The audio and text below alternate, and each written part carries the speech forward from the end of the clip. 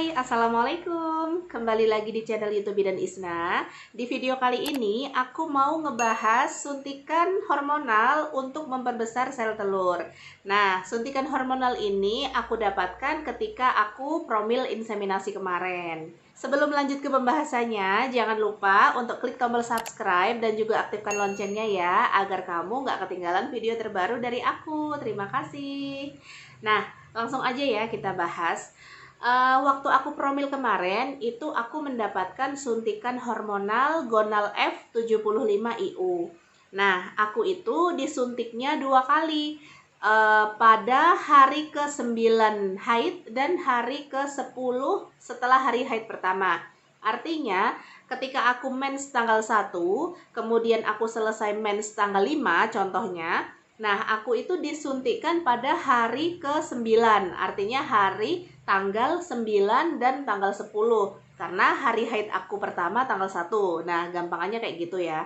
Jadi kemarin itu aku disuntikkan pembesar sel telur itu 2 hari.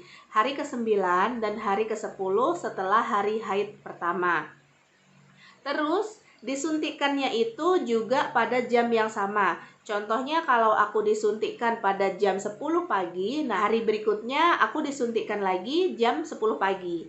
Tetapi kalau kemarin itu karena jarak rumah aku sama rumah sakitnya itu jauh, jadinya yang satunya disuntikkan di rumah sakit, yang satunya aku bawa pulang. Nah, ketika dibawa pulang itu juga sudah di packing sama petugas farmasinya gitu, sudah di packing, sudah dikasih cool pack. Pokoknya kita tinggal terima bersih aja. Dia sudah dikasih pendingin, terus sudah di packing, sudah diisolasi kayak gitulah pokoknya. Jadinya kita tinggal bawa pulang aja. Nah, setelah kita membawa pulang suntikan hormonal itu, kita taruh di kulkas dan naruhnya itu bukan di tempat yang beku, tetapi yang tempat yang paling dekat dengan freezernya kayak gitu. Nah, terus apa sih fungsinya dari suntikan Gonal F75 IU itu? Sebenarnya suntikan pembesar sel telur ini tergantung dosisnya masing-masing gitu. Setiap wanita nggak bisa disamakan. Kalau aku dikasih dosisnya 75 IU gitu.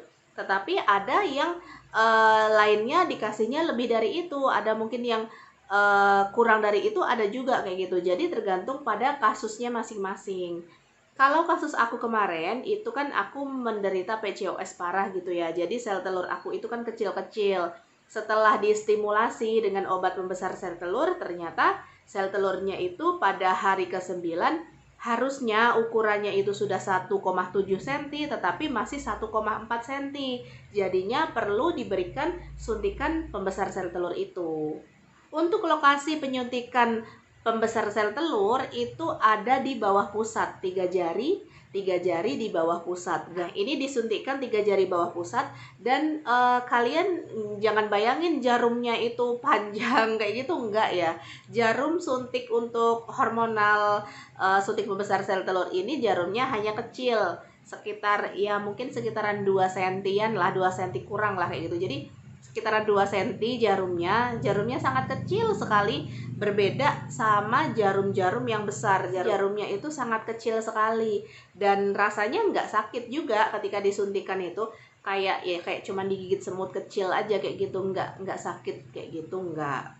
Beda sama kita dulu waktu pas disuntik TT mungkin ya, itu kan sakit, pegel kayak gitu. Kalau suntikan hormonal itu nggak berasa menurut aku, bahkan malahan nggak sakit.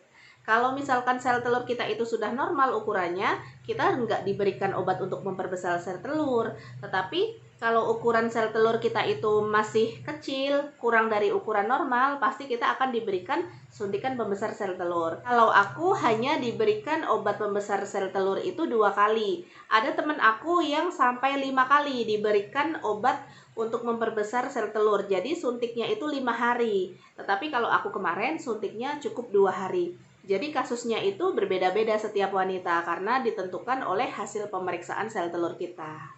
Kalau yang dirasain setelah disuntik pembesar sel telur ya nggak ada rasa apa-apa. Cuman kayak rasa sakit suntikan ya itu biasa, tetapi kita nggak ngalamin seperti kram, nggak ngalamin seperti kayak nyeri berat kayak gitu, nggak berefek samping apa-apa, nggak ngalamin apa-apa kalau yang aku rasain. Nah, terus setelah kita diberikan obat pembesar sel telur hari ke-9 dan hari ke-10, hari ke-11-nya kita kan cek lagi tuh. Cek lagi di rumah sakit, di USG lagi, USG transvaginal, dicek besarnya sel telur berapa.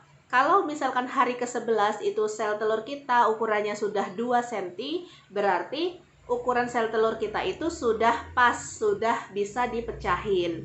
Nah, nanti juga akan diberikan obat untuk mempecahkan sel telur. Obatnya ini berbentuk suntikan juga dan disuntikkan di bawah pusat juga, 3 jari di bawah pusat kayak gitu. Biaya untuk suntikan pembesar sel telur ini tergantung jumlah obat suntikan yang kita terima. Untuk biaya suntik pembesar sel telur itu 2 kali, 1.537.175 rupiah. Nah, tetapi ini aku ada tambahan obat yang lainnya yaitu Proginova untuk menebalkan dinding rahim, karena kemarin kan dinding rahim aku juga tipis gitu. Kalau misalkan satu suntikan aja ya sekitaran 700-an mungkin ya, tetapi ini karena aku 2 suntikan jadinya sekitaran 1,5 kayak gitu. Ini biayanya beda lagi kalau yang suntikannya itu lebih banyak. Misalkan suntiknya 5 kali gitu, tentu saja biayanya juga lebih dari itu, lebih banyak daripada itu kayak gitu. Nah, mungkin itu aja yang bisa aku sampaikan. Terima kasih sudah tonton video aku. Jangan lupa untuk klik tombol subscribe dan juga aktifkan loncengnya agar kamu gak ketinggalan video terbaru dari aku. Terima kasih. Wassalamualaikum.